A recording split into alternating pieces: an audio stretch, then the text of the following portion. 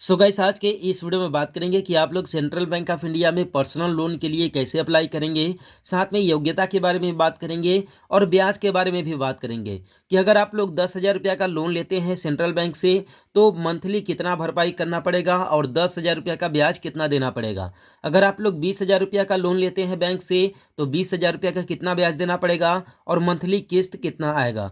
अगर आप लोग 50,000 रुपया लोन लेते हैं बैंक से तो 50,000 रुपया का कितना ब्याज लगेगा और मंथली कितना पैसा भरना पड़ेगा। इसी तरीके से आप लोग यहाँ पर 25 लाख रुपए तक का लोन ले सकते हैं सेंट्रल बैंक से और 25 लाख रुपए तक में हर एक में जितना भी चाहे आप लोग 2 लाख रुपए का अगर लोन लेते हैं तो 2 लाख रुपए का कितना ब्याज देना पड़ेगा और मंथली इसका कितना किस्त आएगा। यह आप लोगों को डिटेल से बताने वाला हूँ, तो वीडियो को पूरा देखिएगा क्योंकि वीडियो आप लोगों के लिए बहुत ही ज़्यादा इंपॉर्टेंट है। तो देखिए यहाँ पर मैं सिंपली देखिए सभी बैंकों का अपना अपना ईएमआई सिस्टम होता है, अपना अपना जो है किस्त वाला सिस्टम होता है, अपना अपना कैलकुलेटर अलग अलग होता है।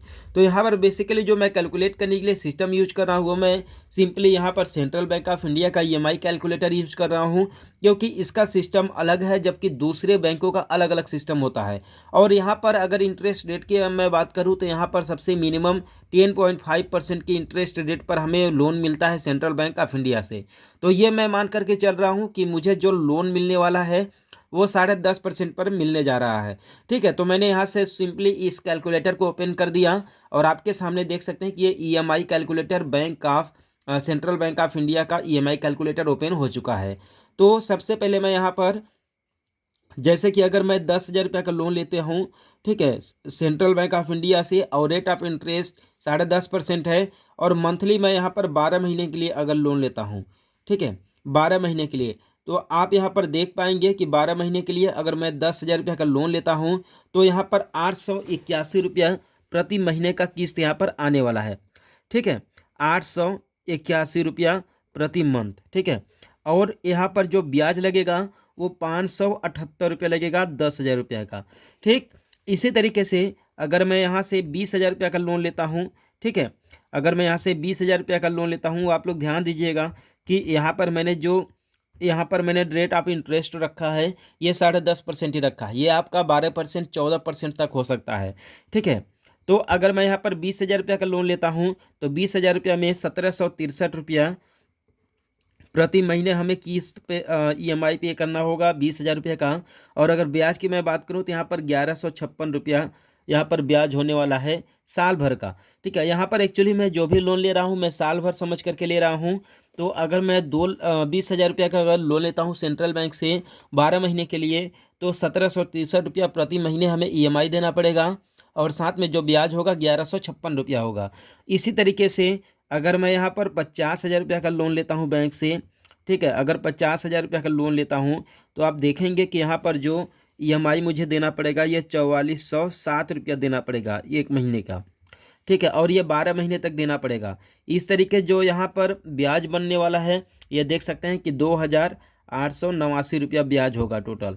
ठीक, और इसके बाद अगर मैं 1 लाख रुपया लोन लेता हूँ बैंक से, ठीक है, आप लोग एक चीज़ और समझ लीजिएगा कि अगर आप लोग जैसे 50,000 रुपया का लोन ले रहे हैं तो पूरा का पूरा 50,000 आपके अकाउंट में नहीं आता है, उसमें कुछ प्रोसेसिंग फीस प्लस जीएसटी वगैरह कट जाता है, कुल मिलाकर के 46-47 हज़ार आपके खाते में आता है।